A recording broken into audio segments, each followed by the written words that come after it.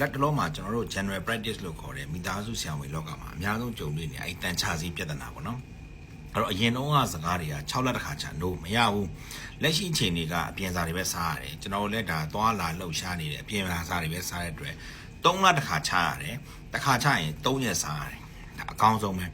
Evandazole စား Mevandazole စားဈေးကွက်ထဲမှာဝယ်လို့ရတရားပဲရှိဒါပဲစား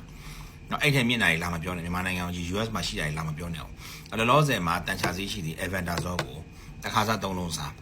ကွာတန်ထိုးတယ်တကယ်လည်းတန်ကအတုတ်တွေကြတယ်ဆိုရင်9ရက်စတိုက်စားဘာမှဖြစ်ဘူးနော်ဆိုတခါလေတပတ်10ရက်လောက်ပြီးပေးတာရှိတယ်ချုပ်ကေးစီဆိုရင်နော်2လထိပေးတာတော့ရှိသေးတယ်ဒါတွေကဒါပြပြတယ်ဒါစီးပညာမှာ3တယ်ကွာနော်အဲ့တော့အကောင်းဆုံးကတော့ကွာ3လတစ်ခါစားတစ်ခါစားရင်တညတစ်လုံးဘယ်ဟာဆေးနဲ့မှမရောညအရင်ဝါစားပြီးရေးတောက်ပြီးအဲ့လိုက်အနောက်မနဲ့ဝမ်းသွားမှရမယ်ဒါလေးပြောချင်တာတန်ချာလေးတောက်ထားလဲသူကနောက်ရက်ကိုဝမ်းမသွားရင်အလကားပဲ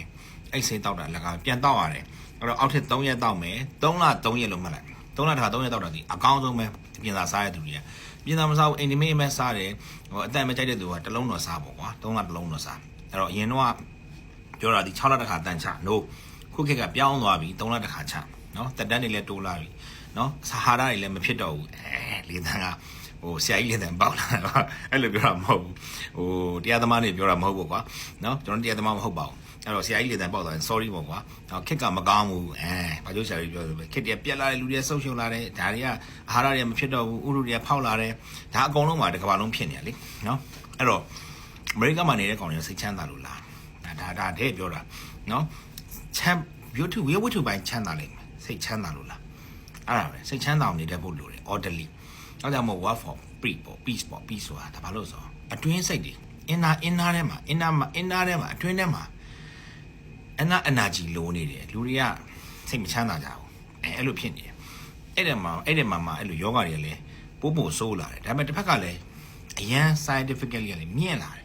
ယောဂတွေလည်းပျောက်လာတယ်နော်ဒီ trend သမရမှာသူ့တက်တန်းမှာ